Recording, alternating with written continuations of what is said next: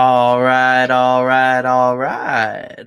Welcome back to another exciting episode of the HHC podcast. I am your host, Jacob Moreno, and I'm here with my wonderful brother, Chris. Chris, how are you doing? I'm all right. All right. Spring break is coming to an end. Trying to get adjusted to the new time zone. The new daylight savings or whatever like that. I was just in a couple different time zones, so I think it was a. I don't know if it made it worse or better for me. I'm not too sure, but either way, I'm a little tired this morning, but we're doing all right. Yeah, all over the place, right? No, yeah, my spring break has been eventful and boring at the same time. I've been able to go do some stuff back here in San Antonio, and enjoy my time with the family. But then also had a couple days here and there where I just kind of be sitting around the house and getting my rest, which was good, But I'm I excited uh, to go I back. tell I tell I tell my students all the time, like every teacher is going to ask you to do a little bit of of things for them as you go away. I said, but there is a need to put it down and just relax and get away from it. So Yeah, for sure, for sure. Um, but with with this last week, we had pretty uneventful Spurs basketball. I'll say not if that your name is Cat. oh yeah, you're right. Not if your name is Carl Anthony Towns. I'll say Uh, that, man. He cooked us. But uh, before I get into we get into the week as a whole, we come onto this podcast at 10 o'clock every Sunday. Uh, where you can catch us on all four platforms of Facebook, YouTube, Twitch, and Twitter. If you can't catch us during our live shows, you can be able to watch our VODs right after the fact on all four platforms. Make sure that you do follow us on Twitter at Heroes Half Court, where we do talk Spurs basketball on the near daily. We love to have the interaction with the Spurs Twitterverse, so don't be afraid to reach out and talk to us. We love having those conversations. But with that,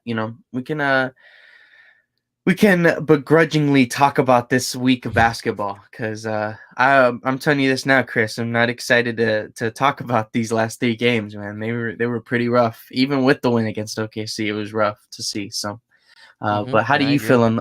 on the week as a whole? I mean, it was kind of black and white in the sense that like we.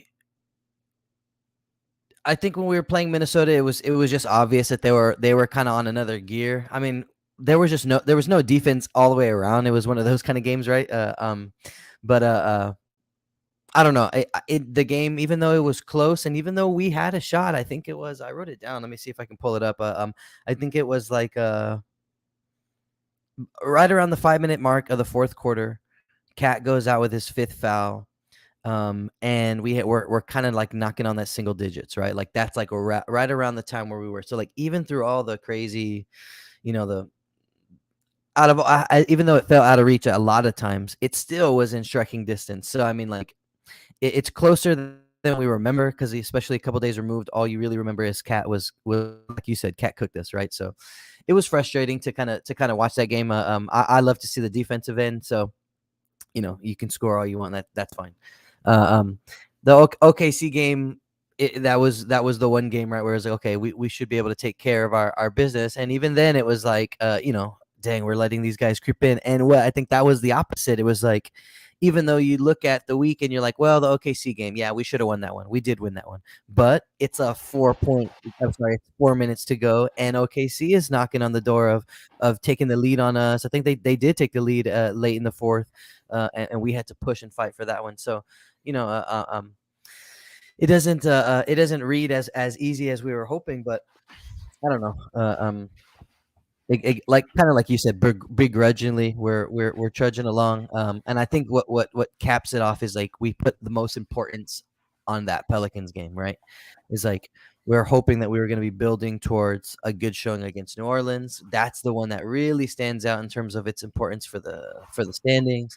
So yeah, it is a little bit of a disappointing week for myself. And then I'll just add to it is like again, I was out of state on vacation for spring break, and so I try my best to still watch the games, right? And I was watching the OKC one. I think I was like on the road watching it on my phone, and then the Pelicans one, I got a chance to watch. Oh, same thing. I was watching it on my phone. I did get a chance to see. This is going back to last week. I know I wasn't on the video show last week, but I did get to watch Pop break the record too, like while I was just on my phone on the road and stuff like that. So I personally got a little bit of some good things, but yeah, it was a down week for us for sure.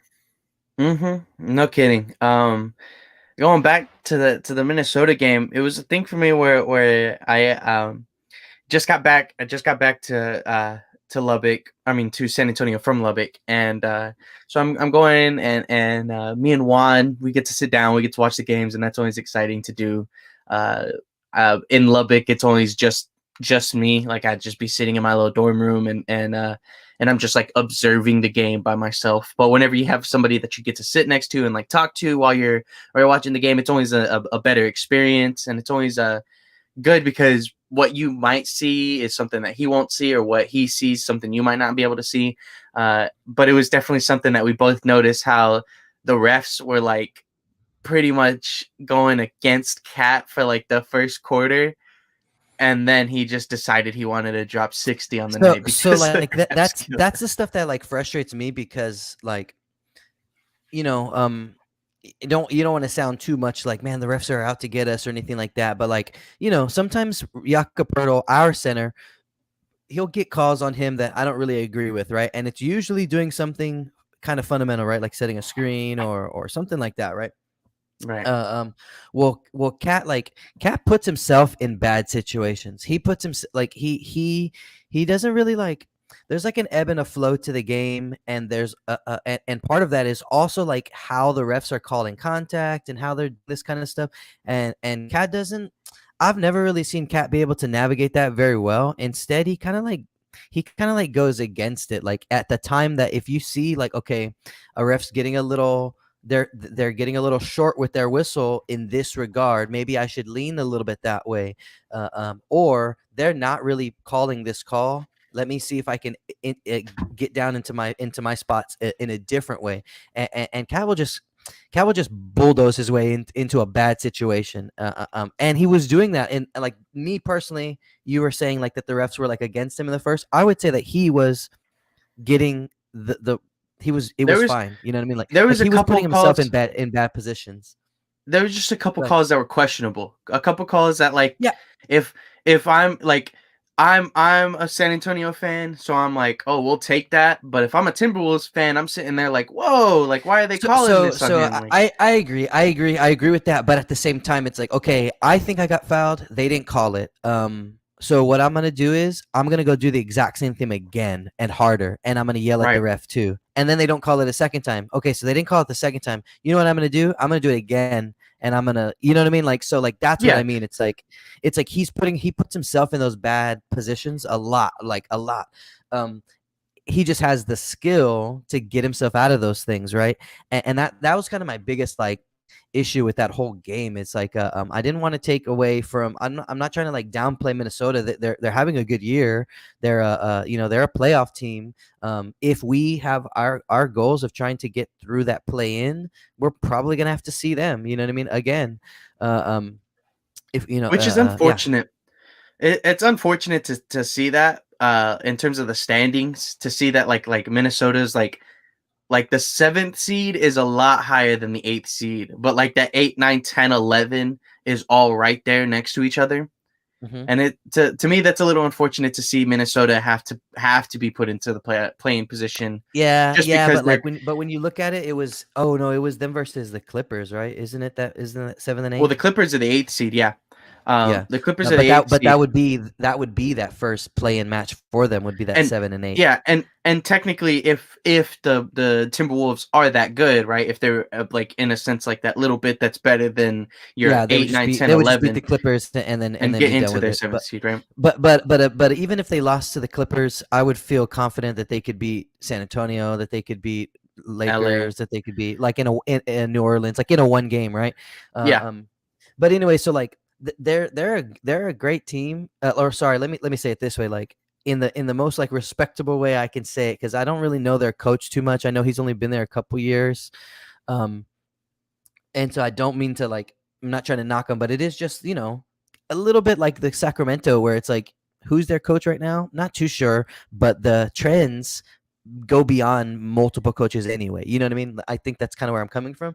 And like Minnesota, they just have like they have so much talent, and like so for how much talent they have so little like development. Like they just don't like they don't I don't see their players progress in ways of like game management and like those little things, those like making winning plays. Like uh, um they pull a lot of their like I don't know, like now you just see Cat looks a lot like he plays the game like Pat Bev, you know what I mean? A little bit. And Pat Bev makes good hustle plays, and he tries to get under your skin, and you know there's a lot of positives about Pat Beverly's game, but his positives come out of like deficiencies in his game. You know what I mean? It's like I have to play like this because I'm not as big, and because of this and because of this. Well, Cat has all of those skills, but he still kind of like weasels his way around like a Pat Bev would. And it's like I want you to be more Joel Embiid and less Pat Bev. You know what I mean? As a guy like Cat, who can just do so much, man. We we saw him go for his career high, and it didn't. He still had a frustrating first half. You know what I mean? And I'll be honest. When I was watching that game, the Minnesota game again, I was on the road, right? So I'm watching it on my phone. We're passing through like the western part of the United States, and there's just moments where you don't have a lot of service, right? So it's like the game was pretty close. We were playing them pretty good, you know, through halftime or whatever. My phone starts to glitch out in the third quarter. So I come back in after like trying to just get back in. It's not loading, not loading, not loading. I come back in, and the deficit was just, it had ballooned big time. So I didn't really get to see like what were the basketball plays that he was making. I did see like a replay, and he was just he was dropping a bunch of threes. Uh, um, so I mean, I don't know. Like, was that like his primary attack in that third quarter? Was like just shooting threes? I mean, it. I would say that you could pretty much like you would see a good mix of inside game and the three, like getting put into play. Because if there's one thing that I know Juan definitely, if he would have been able to be on the podcast, he was gonna probably shed the light on it. But like the last couple of weeks, Yak has been like very passive. He hasn't been nearly as Yak has had a down. I agree. like coming off of that All-Star break, Yak has like definitely been a lot more passive on defense. His little passive takes on offense have been very noticeable as of late. Um, and it's stuff like that where it's like, well, when Yak's not being like a top two defensive center in the league, then we're gonna get cooked. And Cat is one of the best offensive centers in the league, so it Yeah, was just prime time for him to just. we did have moments in that game where we had Zach Collins and Jock out there too. Yeah, You know what I mean? So exactly, like, exactly. And I think I tweeted that out too, where it was just like, why are we playing Jakob against their backup center? What is he doing out there that's yeah, gonna make him like be a backup center? He's not an offensive player, so we should play Zach Collins against him. We should play Jock Landale against him, because that's where those that's been guys. me all year. Yeah, that's where those guys can be able to do something when they're playing against the better big man. Like Yak Yeah. being out there, Yak being out there when the backup center's out there is just not like, that's not gonna help It's at waste. all. It's wait. Yeah. It's just wasted minutes. And in a game where Yak, I think, was he had a little bit of foul trouble too, right? Like he had to sit a couple Yeah, times. Like yeah, so like it's valuable when you know, like, or let me say, like, when you get those foul troubles, you have to start thinking, okay, when I put my guy in, it becomes more important, right? And it's like, I guess maybe it's like if we put him out there against the backup, we can allow him to be on the court for longer. Imagine if we put him out, we just wait till he goes against Cat, and then boom, he gets his third foul or something. You know what I mean? Like right away. So maybe those are the things that they're weighing when they put him in. But I've seen it all. I've seen it happen multiple times this year. It was like we're playing Utah Jazz, and there's just moments where Rudy Gobert sitting on the bench, and then here comes Yak, you know, to sit against the backup for like a long time. He gets a few minutes with Rudy, and then Yak goes to go sit, and it's Jock Landale, it's Drew Eubanks, and was like, what are we doing out here? So it's been an issue for me like most of the year. But no, you know, Jakob's has had a down a couple. I don't know if it's a couple weeks. I have to this the past couple weeks have kind of been a little bit of a blur. So I'm not sure if it's been the past 2 weeks, but for sure, yeah, like I would say maybe the last 6 games though. Yeah, so last 2 weeks. Um, Yeah, and it's, and I don't want to like put any like blame on him. He's just an important figure. It's the same yeah. thing of like, No, DeJounte Murray too. Like he's had great I games over the past 2 weeks, but there's been games where his decision making at times is a little like, you know what I mean? And I think it is Juan that.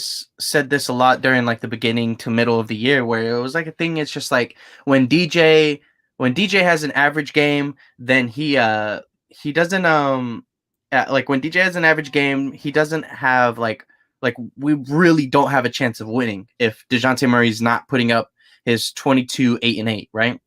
And Mm. I think that it's like close to the same thing. Obviously, Yak's not an all-star, but I think Yak's impact on our team is very, very close to the impact that DJ has on our team. Because if Yak's not hitting his stuff on all cylinders, that makes it that much harder for us to win ball games, Yeah. right? Like, I mean, I feel like now we kind of have our consensus, our consensus best, second best, and third best player on the team right now, and that being like DJ, Jakob, and KJ. Um, and I think it literally like goes in that ladder of like if KJ's not on it that night, little hard for us to make up for it, but scoring's a little bit easier to make up for it than passing than And defense. defense. Yeah, for And sure. so then yeah, well, Yak's our anchor on defense. If Jakob's not being aggressive on defense and playing the way that he should be, then we're just gonna get that much like And we have to help, like in the sense of if Yak is in foul trouble, and you have a position to maybe get Cat in foul trouble, which we did eventually. But I mean, like, how about you run and attack him 3 times in a row? You know what I no mean? kidding.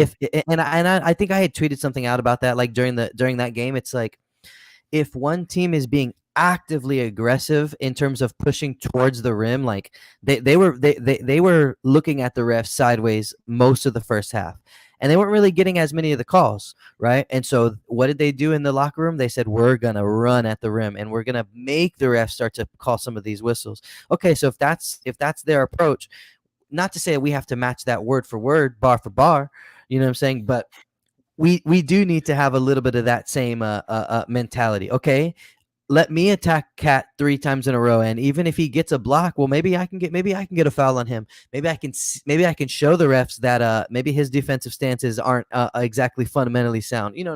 Something like that. And so Exactly. those are the little things like that our guys are still learning. Right. I mean, Mm-hmm. basketball is basketball at the end of the day, and these guys are professionals in terms of putting the ball in the hoop and trying to stop others from doing the same. But like those little things on how to manage games that way, like those are the things I need to see. I want to see start to progress. You know. Yeah. Yeah. And I mean it's definitely something where it's like you said, with like how like it's just like we're young, we're trying to figure it out. Like we just don't have it figured out right now. And I feel like that's how this whole week has been. Whenever I like think about like the OKC game and I think about New Orleans.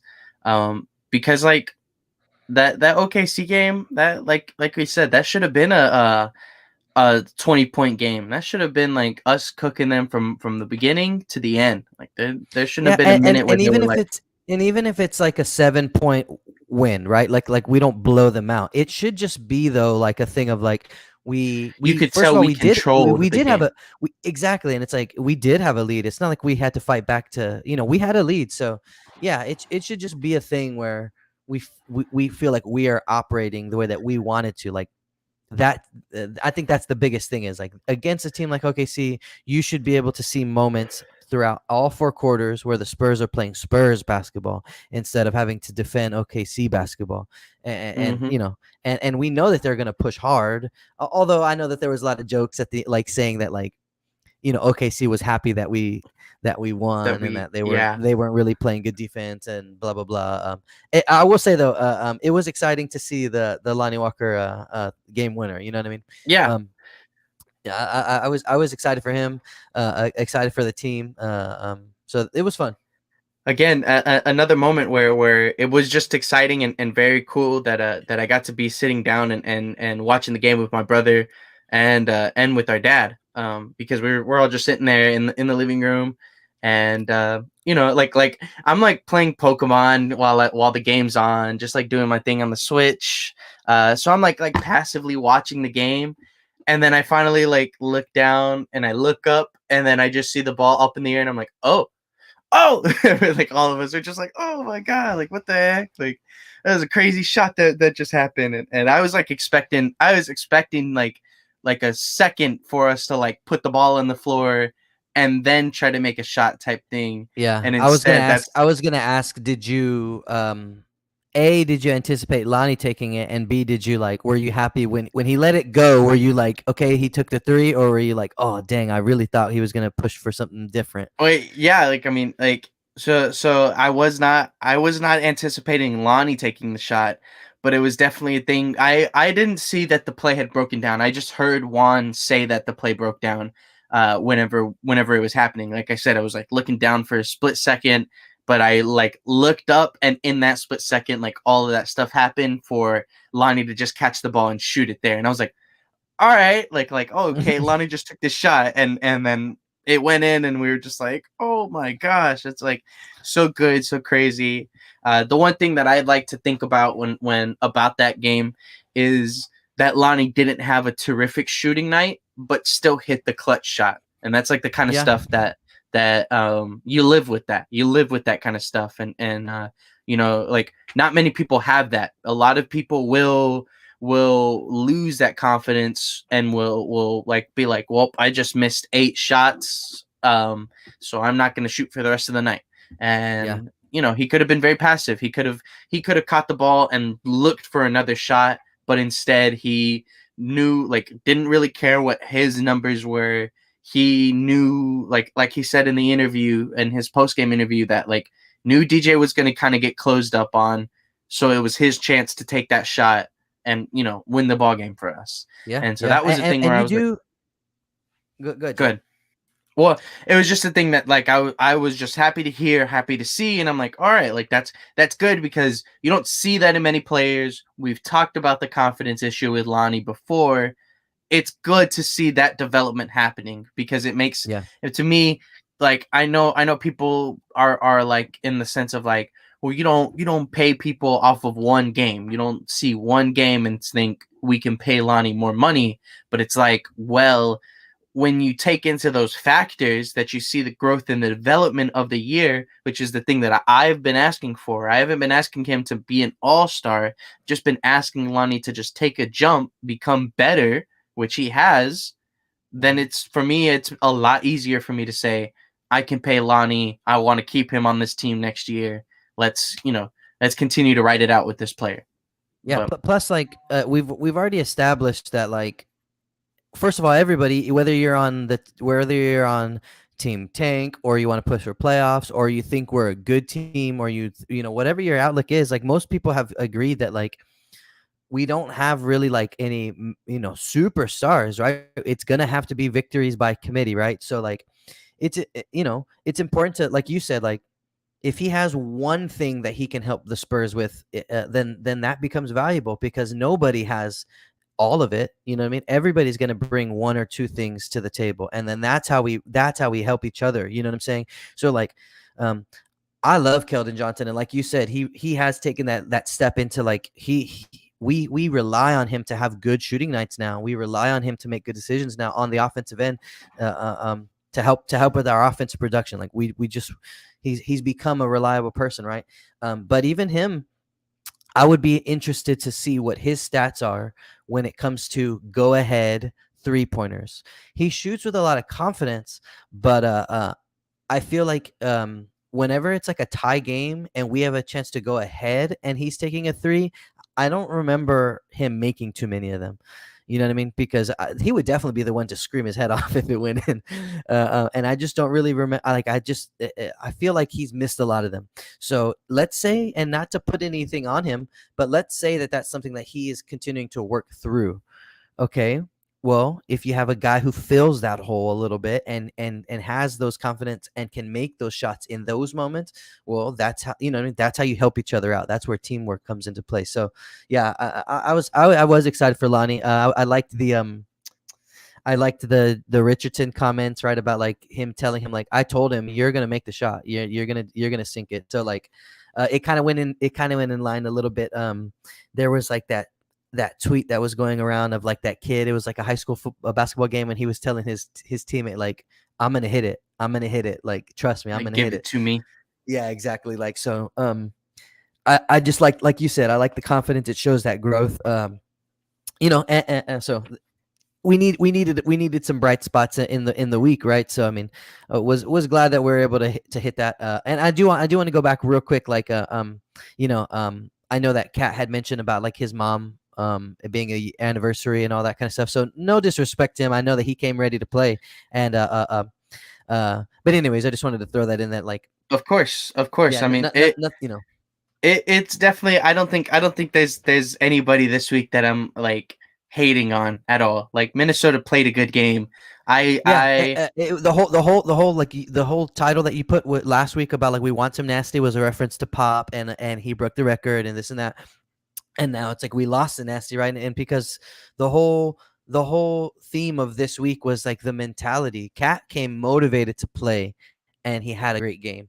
mhm. OKC, or I should just say like we or lack of motivation is what it feels like when it comes to how the game almost ended up going with OKC. I mean, our boys looked like deer in the headlights at the end of that OKC game when when OKC took the lead for a second. It was like, oh no, it's like, is this gonna happen? Like Mhm. that's kind of there was never that moment of like, calm down. We still have the lead. Let's hold them down.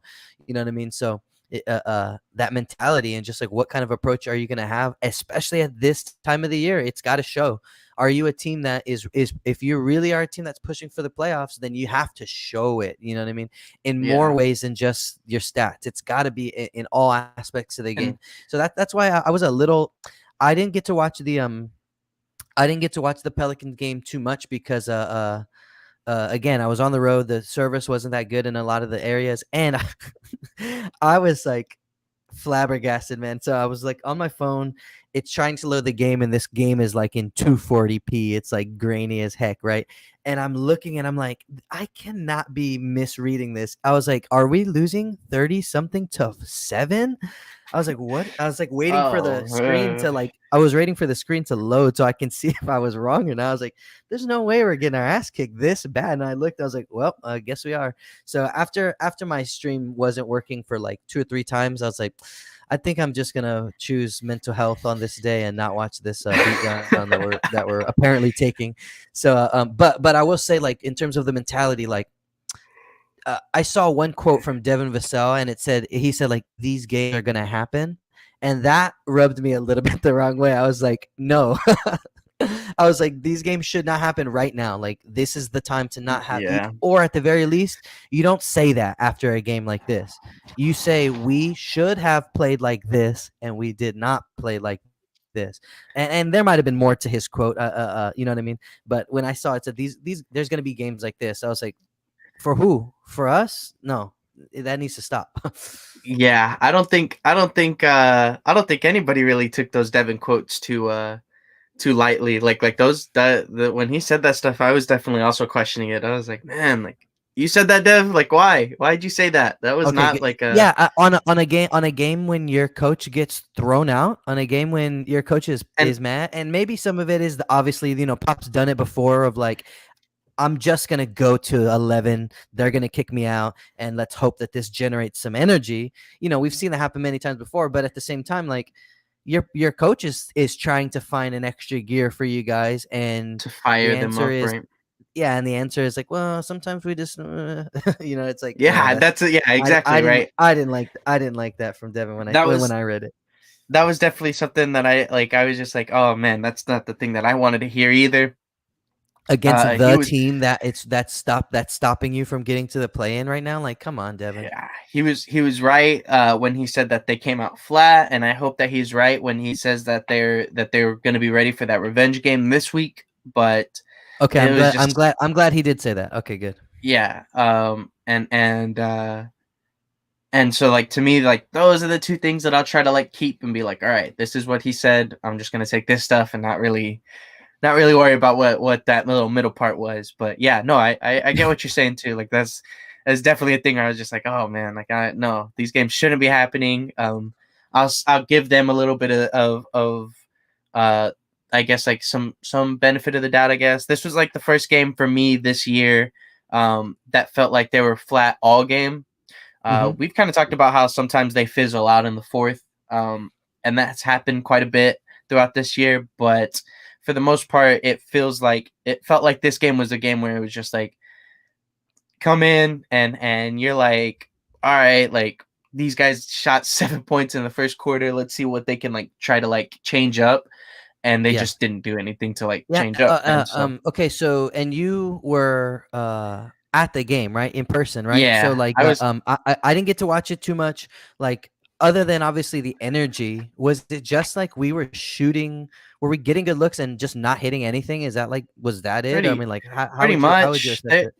There was things where you're just like as soon as we start shooting bad, we start making bad decisions, and then we start like taking away parts of the games that we should not be taking away. Um, Stuff where it's like I think I remember seeing DJ like take it to the rim like one time in the first quarter, one or two times in the first quarter, and we only scored 7 points.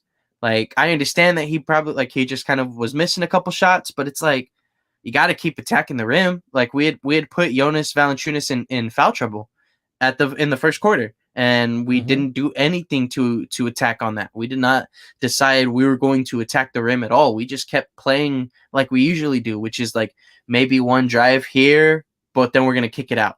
Then we're gonna do this, and it just kind of started leading to like a couple bad passes throughout the game. You had moments where these guys just like were causing so many turnovers, like too many I did see turnovers. one where where Josh Primo takes the ball on a drive to the right side, doesn't like it, so he kind of pulls back out towards the corner, and then he just throws this like lazy pass back towards the top, like a to reset kind of. Yeah, and the guy just like easy, like does very Mm-hmm. little effort to stick his hand out, get the steal, and boom, they're going down for like a layup uncontested. I'm like, in the two or three little plays that I got to see, it was a lot of that, right? So that Yeah, I will say like that's one thing I did notice. Just yeah, it looked real sloppy in terms of passing. yeah, exactly. And it was definitely a game where me Juan and our dad, we don't, we're not quitters. We're not going to leave a game like halfway through or whatever.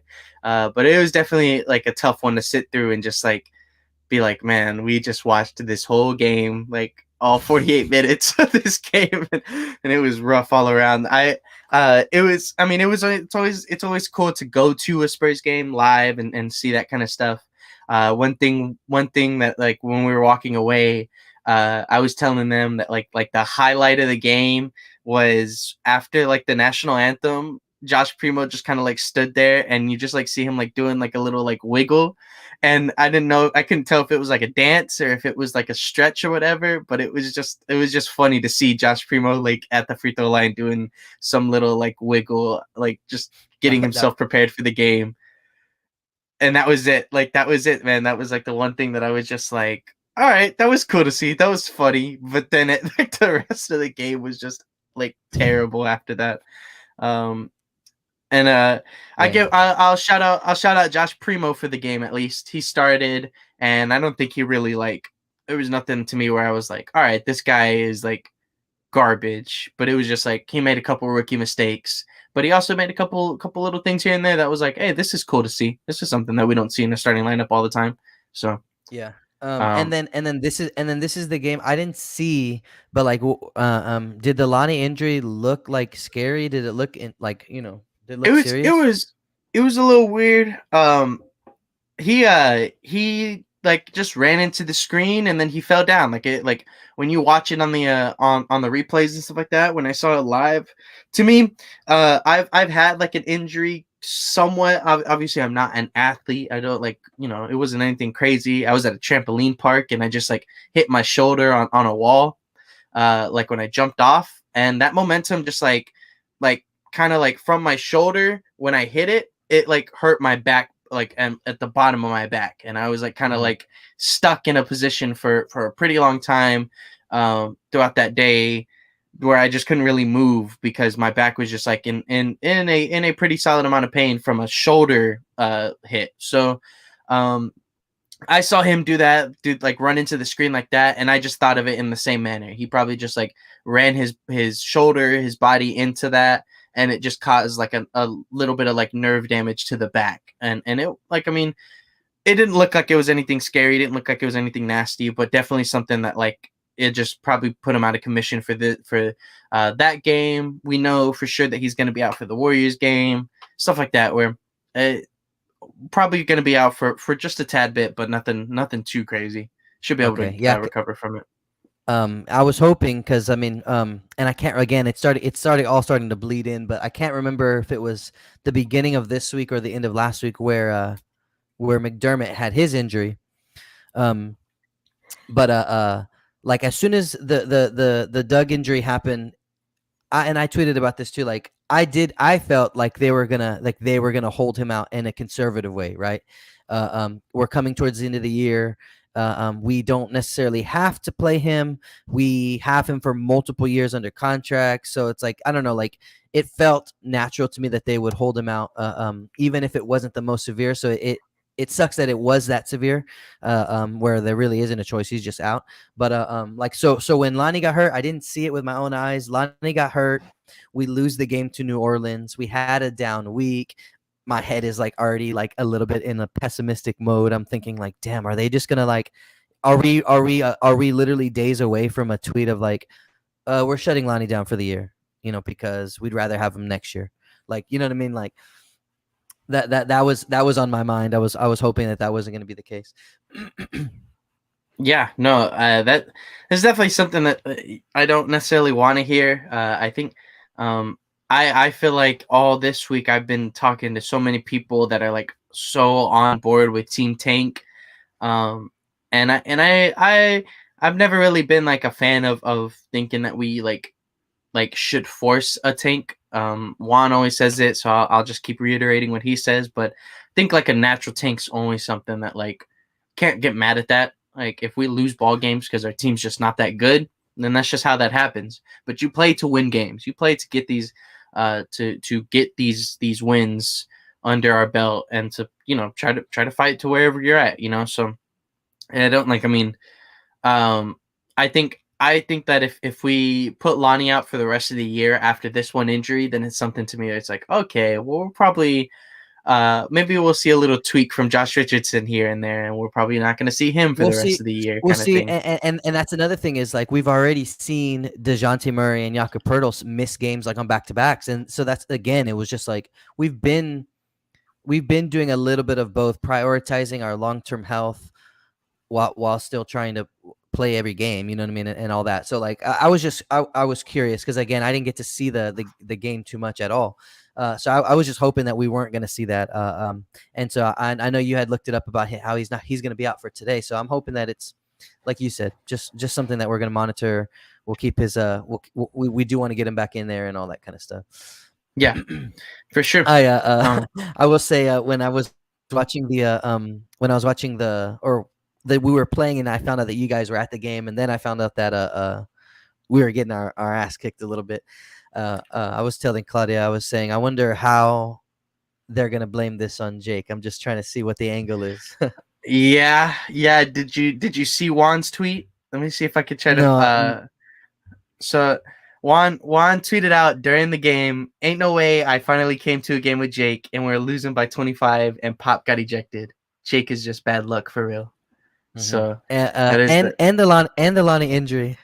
And the Lonnie injury. So Juan or Josh got on me last night talking about that one. So yeah, man, I I don't know what to tell you, man. I don't know what to tell you. I guess I am just some bad luck for some reason, man. I don't know that we won against the Celtics whenever I went to that game. So I'll take that at least. But I was talking to Juan about that too, man. I'm waiting for the day that I finally get to go to a Spurs game and I see Devin drop like 30. That's like the thing that I'm like, fishing for right now. I wanna Mhm. I wanna see Devin put up some good numbers when I'm in the arena, because that's my guy. That's the guy that I want to see succeed the most. Uh, but yeah, I mean, again, we had a pretty rough week, pretty terrible week, but we have another week of basketball that we got to go through. We have Yep. another 3 games, this time all away, and against one team that's the same, but against two different like I no one team's definitely better.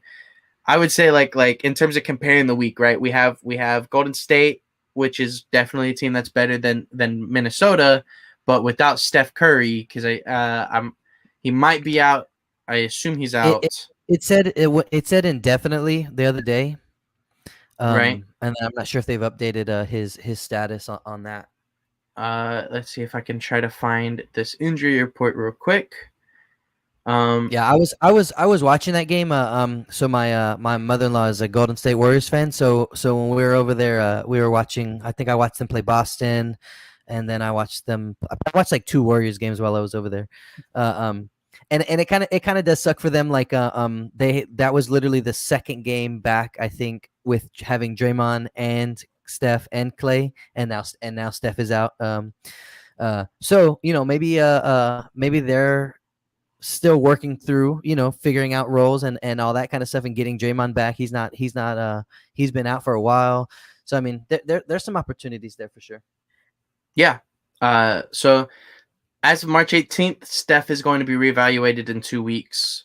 Yeah, So he definitely and that's another thing too. It's like they are in a position to say, Steph, we're just gonna be conservative with you all the way until playoff start. Like they don't have to rush him back. You know what I'm saying? James Wiseman was expected to be returning here soon, but he has experienced recent swelling, so they're uncertain about whether or not he'll be able to play. Dang. Definitely means that he probably They won't be they playing had against started to put us. him in like G League stuff or what? Yeah, well, like he had been in the G League for a little bit, but they were getting ready to like bring him back up to be like, all right, well, now you're Mm, gonna get ready for us so that he could play out basketball, right? Um, but no, I mean he just more swelling in that knee, so then he's out for a little bit. Gary Payton II, who's a solid rotational player for them, has been ruled out for Sunday's game. Young player in Moses Moody is questionable. So, okay. Okay. Well, uh, I mean, they still have a lot of fire with like oh I think yeah, it's like Poole, the Jordan Poole, and like they have a uh, lot of energy. I don't know. They still have a I lot. definitely it's crazy to see how the Warriors have built this roster because it feels like as unnatural as free agency can be, because they sign all these guys, they sign KD, they like throw a couple picks away here and there, whatever, right? Um, they like naturally got all these guys, and it's crazy. It's crazy how they built this roster to me. Like Andrew Wiggins is having a little bit of a down year, or not down year, but down stretch, right? After All Star after break, after All-Star, yeah. he hasn't been as solid as he was before. Draymond coming back from injury probably isn't going to be like the same Draymond quite yet. Um, but they still have so much. They have all this young talent that they got through these little trades. That like are putting them in such a solid position because a guy like Jonathan Kuminga and Moses Moody, who are both rookies but are in their rotation doing their things, like you're not afraid to see what those guys can put out when Steph Curry's out, and it's just like, Yeah, well, yeah, and they've had to do it from out of necessity. Klay Thompson missed stretches, Draymond Green missed stretches, and now Steph is going to miss a little bit of a stretch. So like they've had to put these younger guys in and start to integrate them. Whereas like 2 years ago and last year, it was mainly just them. You know what I mean? Having to mm-hmm. kind of figure it all out. And there were times, like I said, I got a chance to watch the Warriors play a couple times this past week. Like when Steph went out.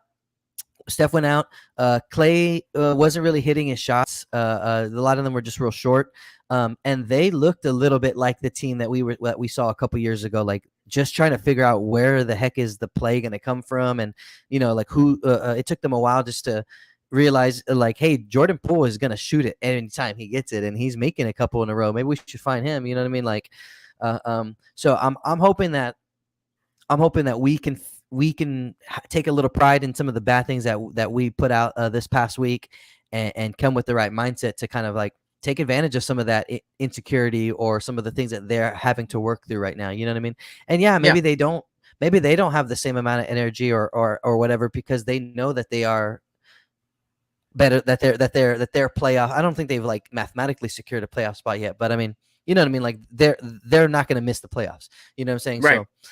So I think there definitely are some shots for us to I would love for us to start the week off in mentally, like we've been talking about today. You know what I'm saying? Like I want to see a different Spurs team today. Yeah, for sure. Me too. Like, I mean, I hope after that Pelicans loss, that like Pop was like on their tails that whole like Friday night and Saturday, to be like, you guys better be ready when we go to Golden State. Like, you guys have to be ready. You cannot play the way that you did against New Orleans, because this, like, I mean, yeah, and like I was saying earlier, in terms of like trying to compare it, without Steph Curry, that Golden State team, I would say is definitely like in that same tier of what the Minnesota game is right there. And then the Portland game is going to be in the same tier as the OKC game. And then we have New Orleans again. So it's just like Again, yeah, um, very very similar in terms of how the week is paced. exactly. And the only difference is that we're away and we get an extra day of rest, type of thing. Like, we'll have a little bit more rest in between. But we're going from Golden State to OKC to New Orleans in this week. So it's just like, To yeah, Portland. like, uh, did I? Yeah, my bad. Golden State to Portland to New Orleans, right? Uh, Hmm.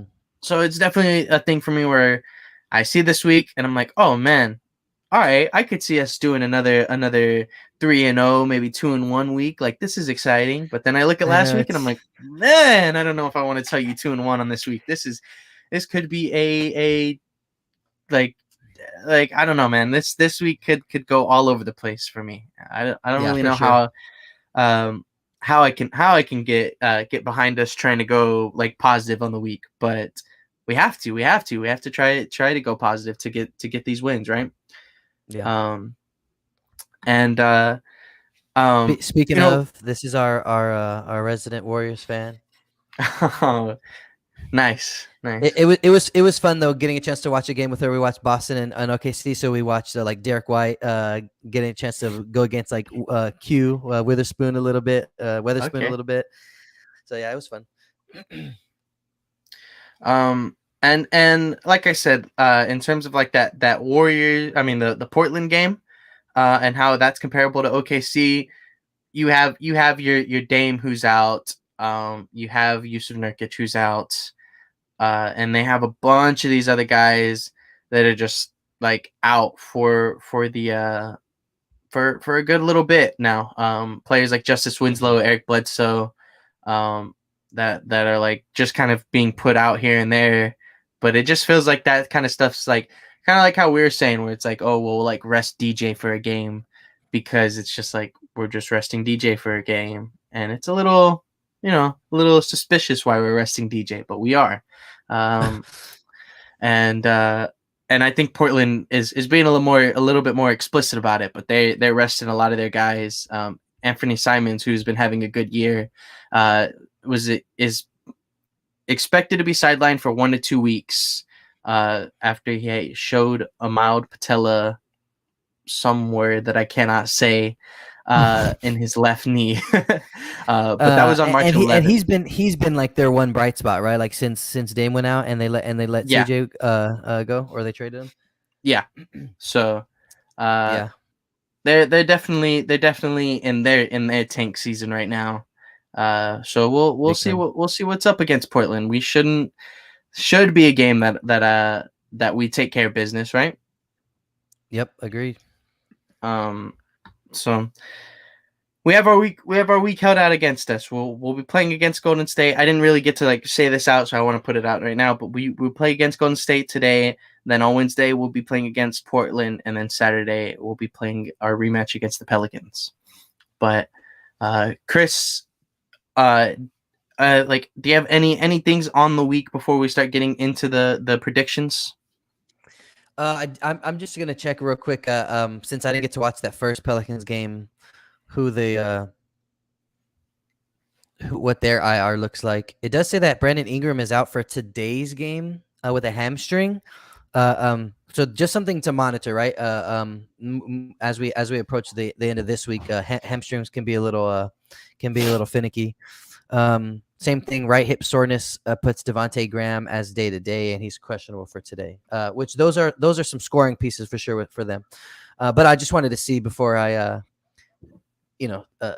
made my prediction, I guess. But I'll just say this, like, even though I don't know, it's like you take your beatings and you just want to keep coming back because you have to, right? Like there's no other option. We got to keep playing. I think this is the perfect week for to respond to the week that we just had. It's very similarly paced in terms of how the opponents are stacked. The implications are all still the same. We just took an L in terms of how we approached last week. So there is only one way to go, and that's to get better and to show a different kind of week. So, like when I look at the Golden State game, like if you show up with the same energy that you had against New Orleans against Golden State in their home, they're gonna embarrass you. You know what I mean? All they need is one player to have a good shooting night, and they're gonna embarrass you. You know what I'm saying? So like, I don't want that for our guys, right? And so you got to have the right mindset to for that game. It's a must, right?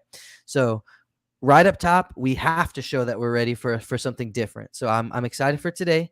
The Portland game, yes, it's a winnable game, but I still like the test for like a guy like for like Zach Collins and Jock Landale. I've been pretty critical of not them as people, but just as what are we doing with our backup center position. So I don't know. Are you gonna let Drew Eubanks come in here and smash you a couple times, or are you gonna, you know what I'm saying? Like again, I'm looking for the tests that we're gonna be faced with for the week, and then the obvious test is you get your second shot at New Orleans. This is the shot. You know what I'm saying? If we lose to them, again, I mean, now our outlook on getting into that play-in is just way different. You know what I mean? Yeah, a lot more bleak if we go 0-2 against the Pelicans. Yeah, and I was gonna say earlier when you were saying about like some people, you talk to a lot of people that are like real heavy on Team Tank, and it's easy to be on that Team Tank side right now. Like you know what I mean? Like more things are pushing against us than pushing for us. You know what I mean? So it's I guess I should say it's understandable, right? And it's almost like there's just temptation, right? There's, like I was saying before, like we had a bad week. Lonnie's hurt. So it's just easier to kind of fall into that trap of like, well, maybe we just like maybe we sit our guys a little bit, right? The evils of Lucy are all around, like Kendrick Lamar said, right? Like, yes, sir. So like it's tempting to want to just mail it in a little bit at this point of the year, right? Yeah. I mean, even like us, like we've been doing this show since the beginning of the season, and like as we go along, there's some weeks where it's like, dang man, like we got to go and talk about how the Spurs just got their butts kicked again. You know what I mean? Like, and yes, we do. We're like, I like wake up and I'm like, oh man, can I just tweet out that we are sick this week? Can I just put out so you know the HHC IR report and say that Jacob Moreno's out with illness? Just because I didn't want to talk about Spurs basketball for 1 week. No, exactly right. So like, you know, it's easy. It's at this point of the year where you kind of have to push harder. You know, if you're trying to win, you got to push harder. So I'm anxious to see. I'm ready to see. I'm excited to see our guys step up to those three tests this week. If you're asking me for like a win-loss, I mean, we got to have a positive week. We need to beat New Orleans. So I'm gonna say 2-1. I'm gonna say 2-1 because I mean that's as a negative as I'll give our guys. We gotta we have to. You know, yeah, we've been talking about wanting to support our players in their efforts to make the play-in based off of the words that they've said, and most of that can culminate in a bad way at the end of this week. So if you don't want that to happen, then we need to see it. So I'm gonna say 2-1. Yeah, 2-1. 2-1 sounds pretty simple, pretty easy for me to agree with you on that. And I don't really have much to add to what you're saying, because I agree with you.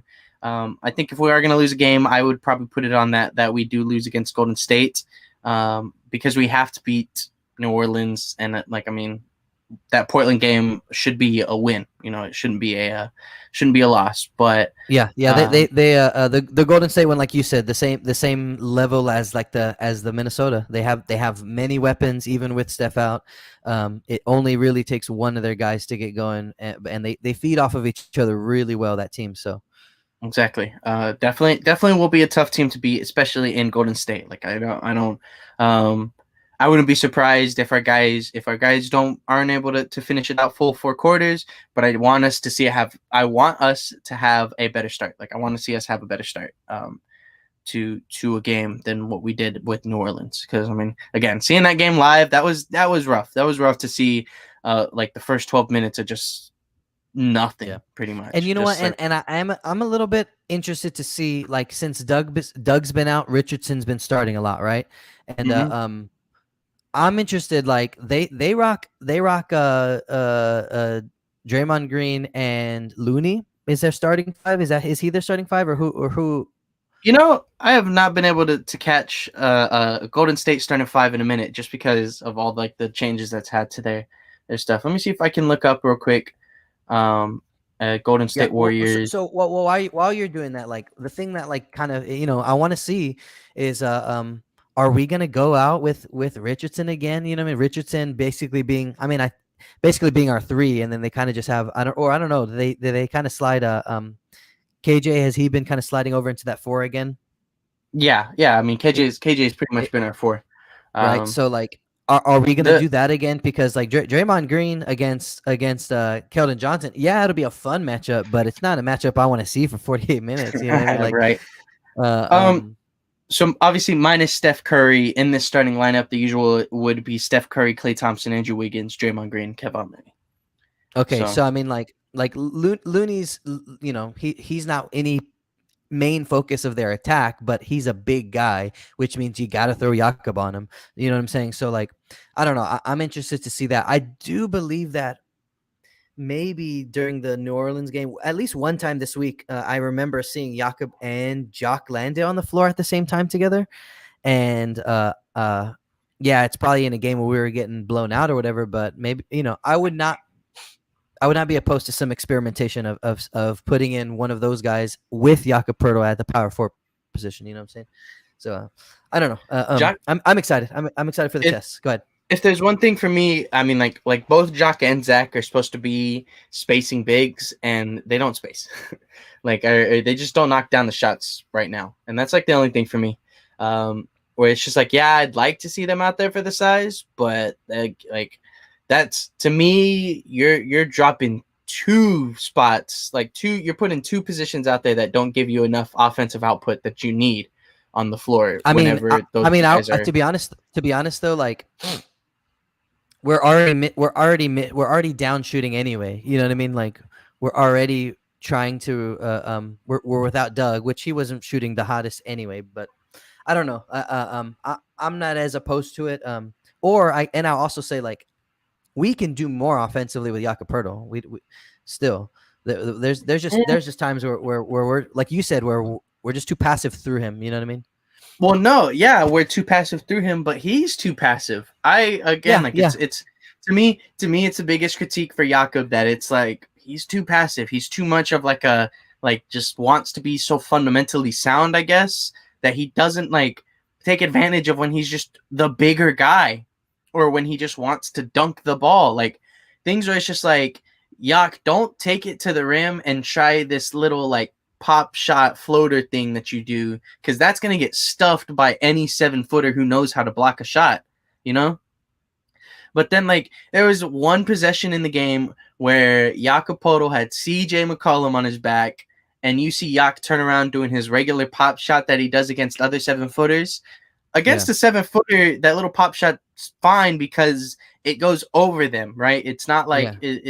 it's a little less chance for them to get blocked when he's doing his little pop shot like that. But against a 6'3", 6'2" CJ McCollum, Yeah. go over that man and just dunk it, or put it like, finger roll it right next to the rim, It's because that guy. I don't know if you've been paying attention to the Stephen A. Smith burner, the meme madness on Twitter.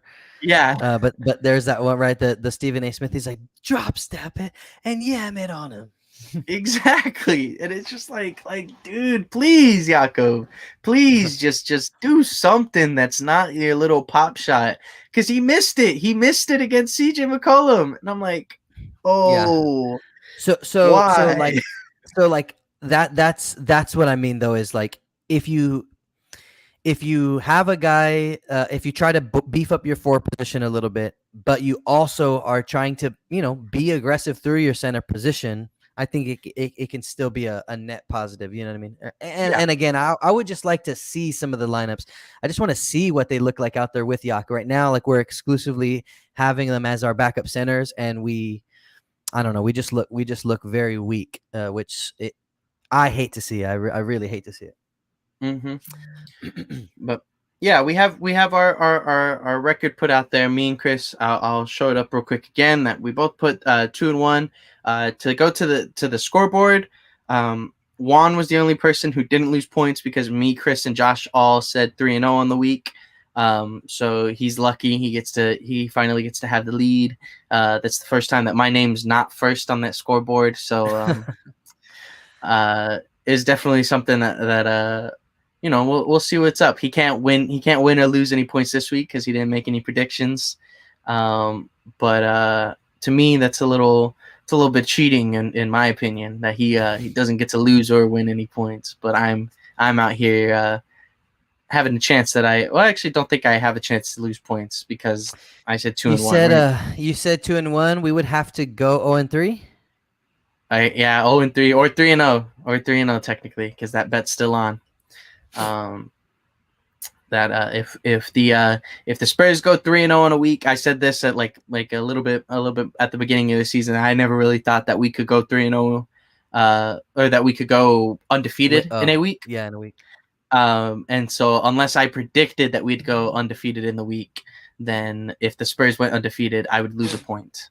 But if I would be happy. I'd be happy to lose a point if we went undefeated this week. I don't think I'd be This would be the week to do it. This would be the week to do it, exactly. Yeah. Looking at let me real quick. And I know we're kind of wrapping up and everything, but I want to look at the Pelicans schedule, just so we can kind of see like what do they got? What do they got going on this week, right? So Pelicans. Today we'll play Atlanta, so they're also on the road for 2 games, and then they go home for 2 for the game against. Yeah, so they'll play 4 games this week, right? While we'll only have the 3. They go on the road against Atlanta today. They have a back-to-back, so tomorrow they got to go and play Charlotte. Then they get to go home, and on Thursday they'll play Chicago, and on Saturday they got us. So hopefully those Hawks are Hawks, Hornets, Bulls, Eastern Conference teams fighting for playoff implications and all that kind of stuff. That hopefully they have reasons to win those games too. Yeah. That there's definitely a lot going around in the NBA to change where everybody's standing at, because the Hawks are also I think just out of play-in right now, or just in play-in right now. Like that. Hawks and the Hornets are right neck and neck with each other. Hawks are at 35 and 35, right at 500 at the 10th spot, and then not New Orleans. Charlotte Hornets are 36 and 35 at the 9th spot. So yeah, they're right there. So both teams that are trying to fight to keep in that play in, or to try to get into the 7-8 seed, whatever the case may be, right? And so, there's definitely these next couple weeks are going to be very decisive on what those seedings are, when it comes down to it. I think we kind of have our 1 through 6 a little set in stone on both sides of the conference. A little less on the East. I think it's a little bit closer in that manner. but are like those bottom seeds that are going to be fighting for play-in, man. Those can still change. So Mm-hmm. we'll be seeing what's up with that within these next couple weeks. But Chris, before we wrap up, do you have anything to add? No, not too much. Hopefully everybody has a good Sunday. Thanks for anybody who watched. I wasn't on the show last week, so I'll just give my shout out to Rob and Spurs Tube TV for our little spot that we were able to do over there. I think we were able to pick up a few new subscribers to our channel. Following that video. So appreciate anybody who joined because of it. Or if you've seen one of these two shows because you saw us on that show, that's cool. I went and I replied to I think just about all the comments on there. Even the ones that don't agree with the things that we were saying, that's fine with us too. We're not here to be right on everything. We're not here to to claim that we're the be all of anything. So we just like to talk. Exactly. So I was glad to be able to do that. And it was kind of a new thing for us too. Working in that smaller format. You know what I mean? And so yeah. Anyways, just thanks to anybody who checked this out from then. And then I guess in support of my brother Jake, I'll say go. Good game for the Texas Tech Raiders today as they play in the second round NCAA tournament. I will be tuning into that game. That's exactly what I was gonna get into too. I was gonna shout out the Raiders. They killed it in that first game. They absolutely demolished their opponent in that first game and almost scored 100 points, which I don't think I saw anybody else in the NCAA brackets get close to 100 points. So hopefully we can take that momentum and keep running through it, man. I'm excited to see what this year is going to hold for Texas Tech, and I'm excited to see more college games. That's something that not letting that take away from Spurs time, but definitely being able to watch a couple of those games midday and stuff like that while I'm patiently waiting for my Spurs games to happen is exciting. Yeah. This is the one time of the year that I do check in on just some of the games. I don't really I don't have an agenda of who I want to watch or players or teams or schools or anything like that. I just watch randomly. I'm like, okay, let me click on this one. Let me click on this one. And I got a chance to see live the other day. I got to see Kentucky lose to St. Peter's. I got to see that one live. I think even who else that kind of got upset? Not the Richmond, Iowa, but it was New Mexico State beat Connecticut. So it is fun. It is fun to check in just a little bit. So yeah. I'll be watching some college ball today and waiting for that Warriors game. And even then, like like seeing like a couple prospects, seeing how good some guys look and stuff like that. I watched a little bit of that the Gonzaga game last night. And so like that Chet Holmgren is on there, and he's supposed to be a number 1, number 2 pick in the draft. Yeah, it's definitely been a name that you hear in the Spurs circles, right? All year, tank for Chet and all that kind of stuff. And I don't ever really like. Again, I don't go in there looking like, oh, I want to see this player. But the play themselves, or like the basketball play itself, kind of reveals names to me, right? So like, that's how I like to watch college basketball. It's like, oh, I when I see them walk across the stage at the NBA draft, my brain either has no idea who they are, or it's like, oh yeah, I saw them make this cool play happen on this game. And so it just gives me, that's kind of like where I get my insight from. I don't like to dig too deep into I don't know, it's too much. I'll lose my mind. Yeah, no kidding. I respect to all of those people who do put in that work to actually like be like, oh, this guy does look good. This guy actually could be a pretty solid draft pick type of stuff. I've never been able to like fully comprehend and understand that aspect of the game just yet. To see like prospects in college and see how that could translate. Because I watched the Memphis games and I saw Jalen Duran play, and I'm just like, yeah, he looks solid. He looks fine. He's supposed to be a top 10 pick. Like that's what people are saying. So I'm like, okay. I know. And I try not to sound like a hater because I don't really watch college basketball, and it's because those things. It's like I'll see somebody that's in like their school is the top 3 seed in the country, and then I'm like watching the teams play, and I'm like, they're okay. I'm like, yeah, Yeah. they make very rudimentary mistakes sometimes, and so I'm like, that's okay. I'm like, I don't get really wowed by it. But again, like you just said, like I don't watch it with that projection, with those projective eyes of like what you think they're gonna end up being. I just look at what's happening right in front of me, and all I see is like some mistakes that shouldn't be happening on the court. But anyways, And that's exactly. But either way, I can still see some of the hype when I think what was it, the Notre Dame game that happened like before like the whole like set. It's like the first four games or whatever.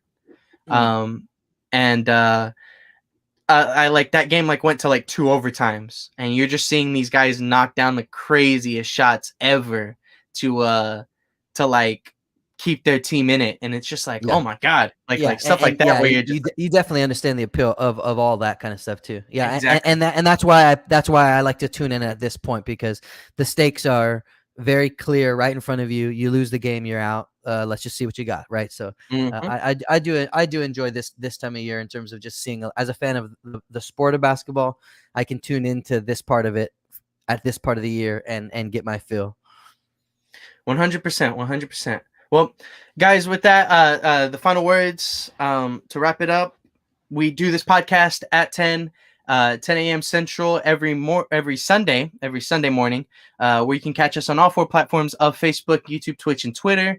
Uh, all of which that if you cannot catch us during our live broadcasts, you'll be able to watch the VODs on all four platforms to catch up on whatever Spurs basketball talk that we had for the week. Make sure that you do follow us on Twitter at Heroes Half Court, where we do talk Spurs basketball on the near daily, and we love having the interaction with everybody. If you agree with us, if you disagree with us, we love having the conversations with y'all through Twitter. So do not be afraid to reply to whatever we have to say. Yeah, do it Do on not here be too. afraid. Yeah, on here too. Exactly. We love having the conversation with the Spurs community. So, but with that, guys, I hope everybody has a wonderful and a blessed Sunday, and we are out. Peace.